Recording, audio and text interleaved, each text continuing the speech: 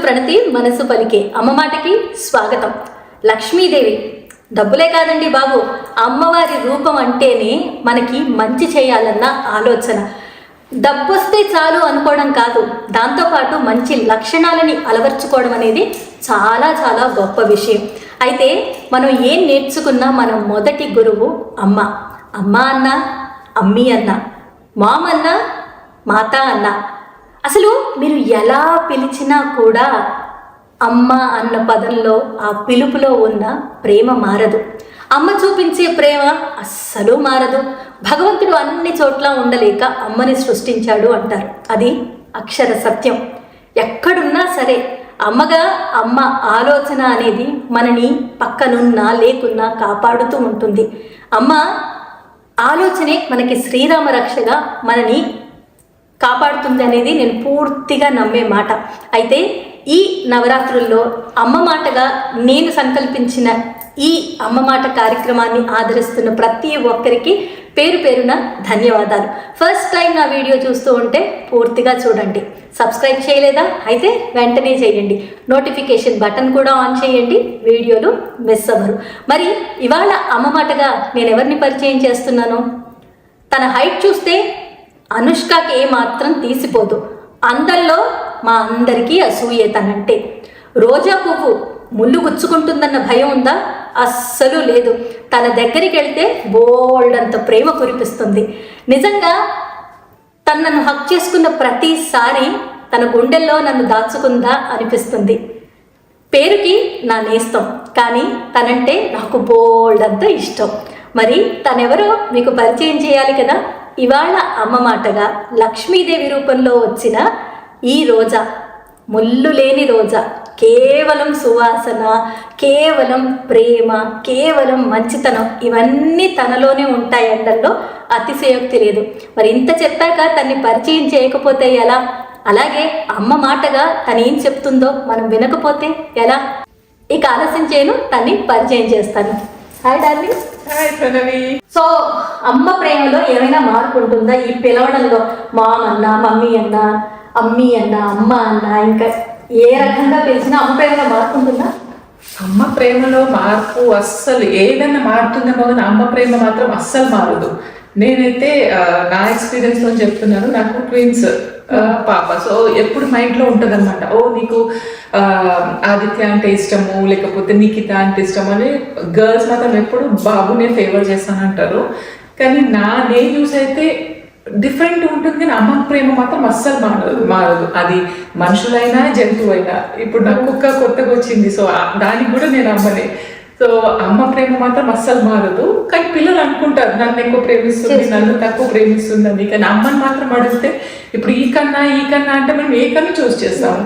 So అమ్మ ప్రేమ ఎప్పుడు మారదు. అమ్మకి పిల్లలు పిల్లలే. సో ఇప్పుడు నీకు ముగ్గురు పిల్లలు కదా, నువ్వెలా అయితే అమ్మ ప్రేమ మారదు. ఇప్పుడు నా పిల్లలు కూడా అంతే. నీకు చెల్లి అంటే ఇష్టం, లేకపోతే నీకు అక్క అంటే ఇష్టం, ఇది కామన్. ప్రతి తల్లి అంటే ఎదుర్కొనే సమస్య ఇది అని అనిపిస్తుంది.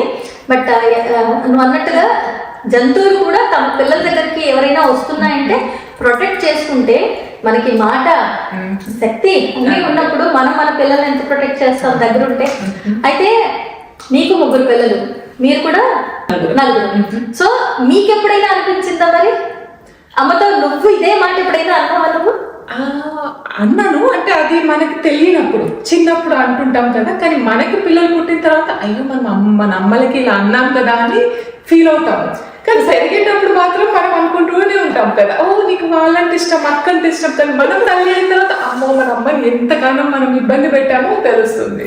చెప్పాను, ఈ క్వశ్చన్ అడగకుండానే మా రోజా దగ్గర నుంచి సమాధానం వచ్చేసింది.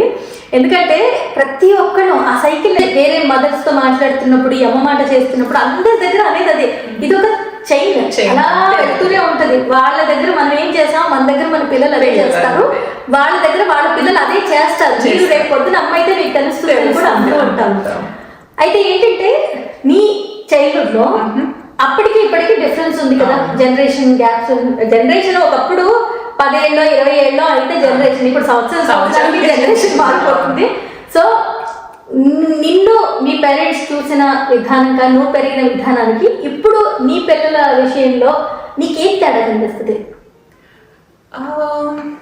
అంటే జనరేషన్ గ్యాప్ అంటుంటారు, కానీ మనం పెరిగినప్పుడు కంపేర్ చేస్తే పిల్లలకి ఇప్పుడు పిల్లలు పెరుగుతుంది డిఫరెంట్, మనం పెరిగింది డిఫరెంట్. మన టైంలో అవి కొత్తగా అనిపించేది, కానీ ఇప్పుడు పిల్లలు వెళ్తున్నప్పుడు ఇప్పుడు కొత్త వాళ్ళ కష్టాలు డిఫరెంట్. కానీ మనం అప్పుడు అలా చేసాం కదా, మేము రోజు 2 కిలోమీటర్లు వాకింగ్ స్కూల్కి వెళ్తున్నాము అని ఇప్పుడు మన పిల్లలకి చెప్పలేము, ఎందుకంటే ఇప్పుడు డిఫరెంట్ కదా. మనకి కార్లు ఉన్నాయి, కార్లో డ్రాప్ చేసాం, కానీ వాళ్ళు ఇప్పుడు టెక్నాలజీ పరంగా చూస్తుంటే వాళ్ళు ఎన్ని చాయిసెస్ చేసుకోవాలి, మనకు అలాంటి ఆప్షన్ లేదు అప్పుడు.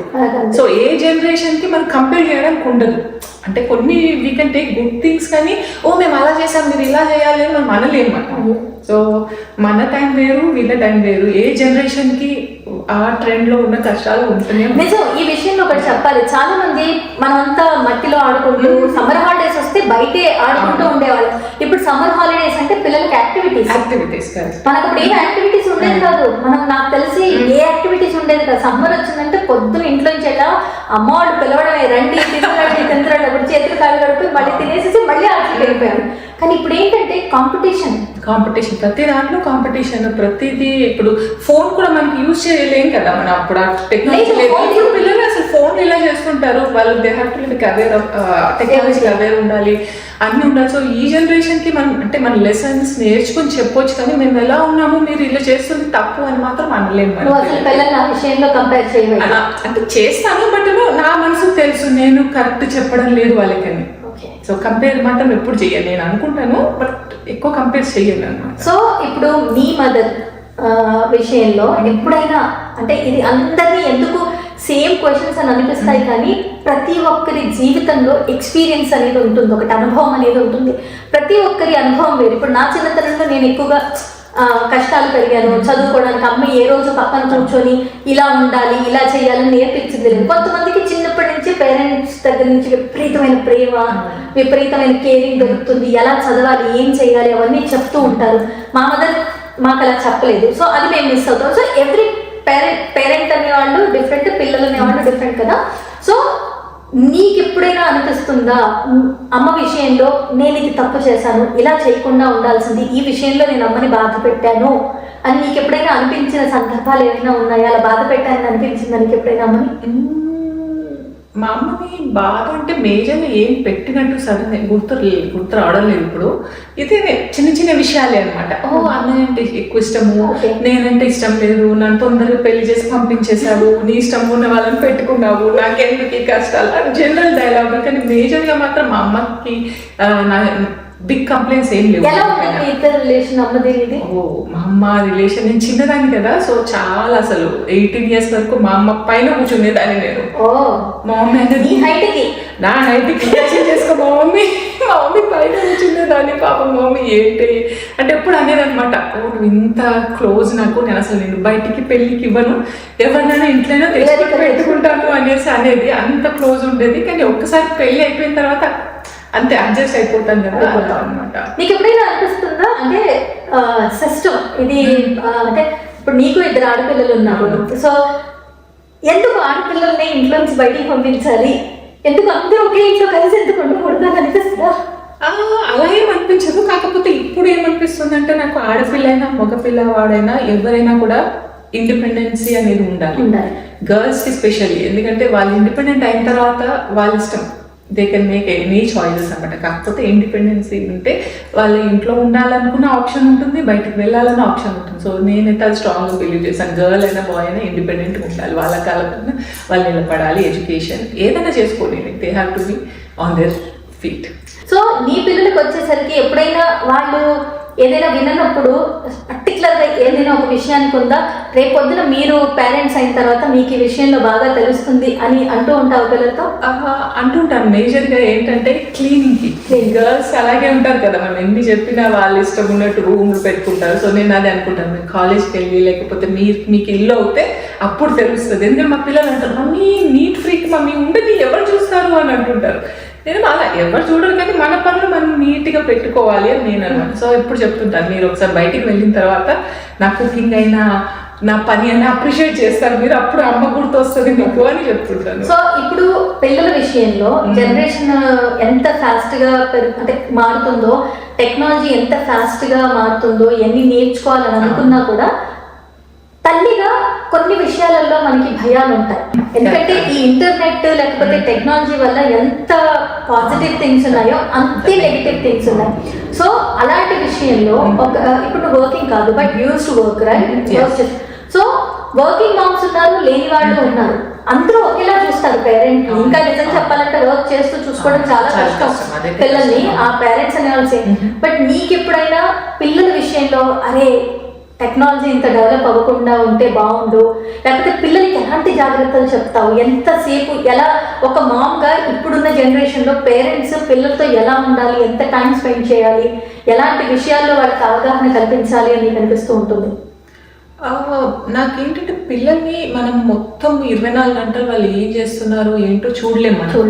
కాకపోతే పిల్లలకి ఏంటంటే నేను తప్పు చేసినా కూడా మా పేరెంట్స్కి వెళ్ళి చెప్పొచ్చు నేను అన్న ఫ్రీడమ్ ఉండాలి. ఎందుకంటే మనం ప్రతిరోజు ఏం చేస్తున్నావు మనం చూడలేము. మనం ఒక్కటి మనం ఏం డెవలప్ చేయాలంటే పిల్లలకి నేను తప్పు చేసినా నేను ఇంటికి వెళ్ళి మా మమ్మీకి మా నాన్నకి చెప్తే వాళ్ళు నన్ను సపోర్ట్ చేస్తారు. ఓకే తిడతారు కానీ వాళ్ళు నాకు ఉన్నారు బ్యాక్ అనే కాన్ఫిడెన్స్ వాళ్ళకి వచ్చింది అని అంటే మనం పెంపకంలో పిల్లలు పెంచడంలో సక్సెస్ అయ్యాము అని అనుకుంటాను.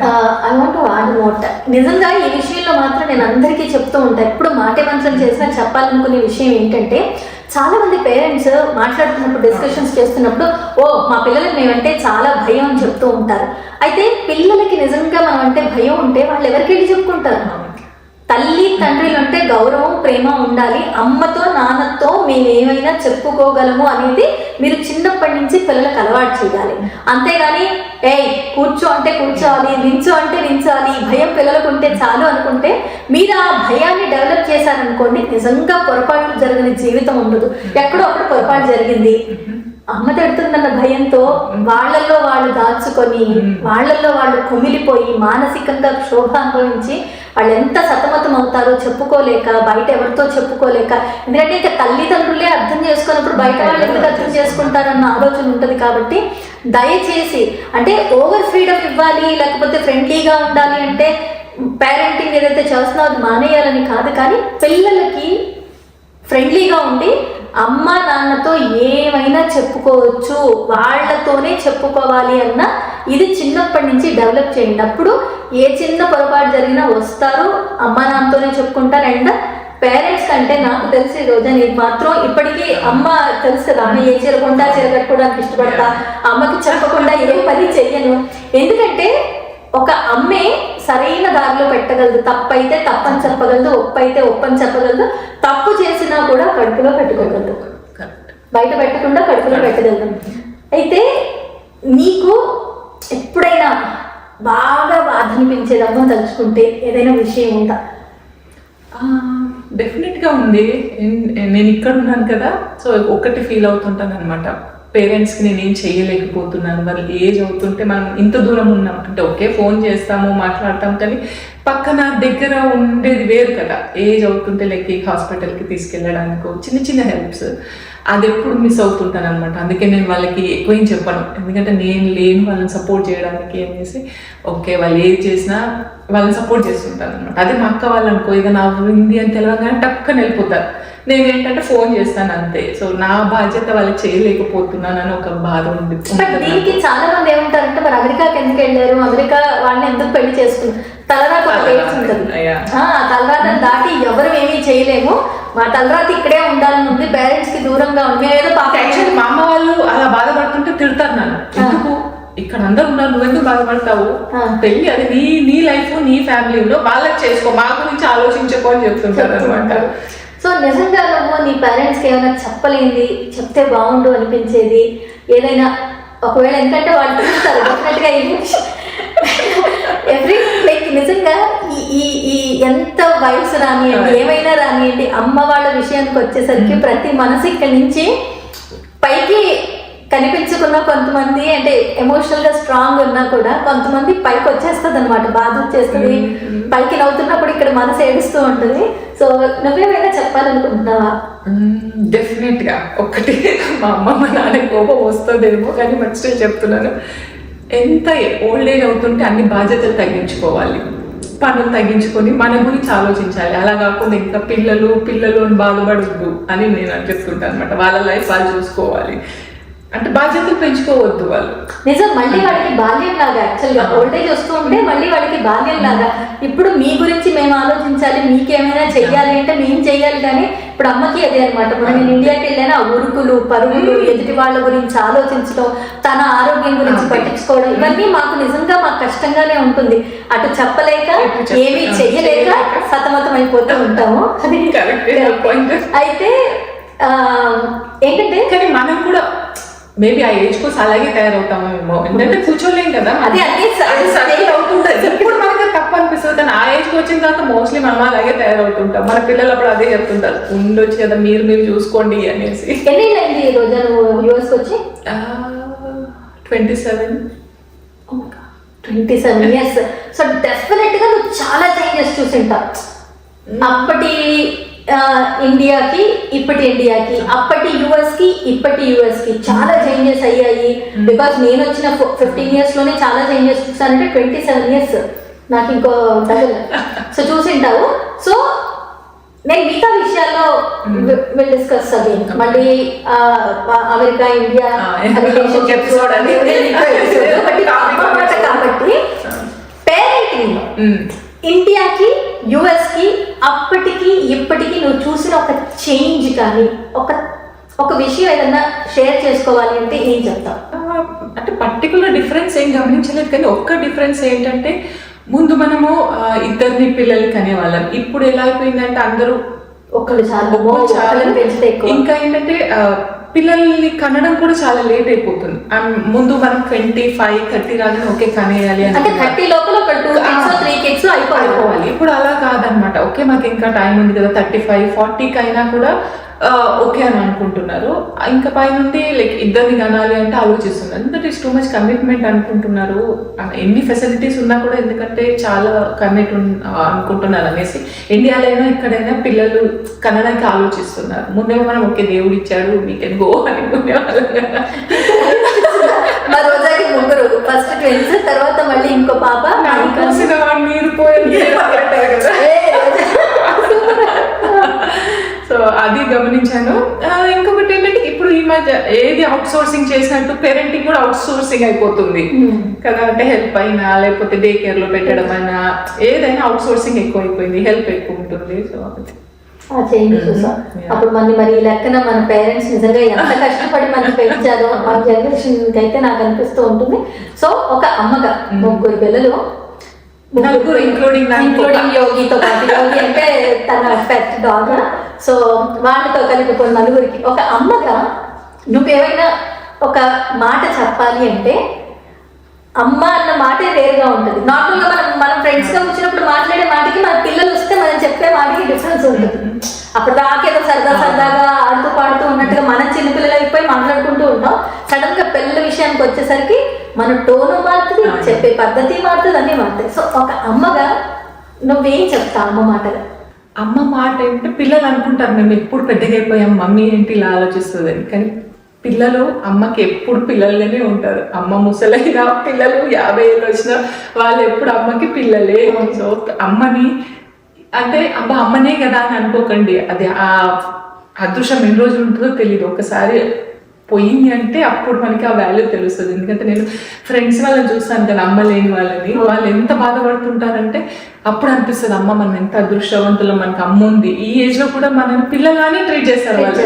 సో అమ్మ ఉన్నన్ని రోజులు అమ్మ అయినా అత్త అయినా అమ్మ లాంటి వరుస ఉన్న వాళ్ళని ఎప్పుడు గౌరవించండి. వాళ్ళ వల్లనే మనకి జీవితం ఉంది.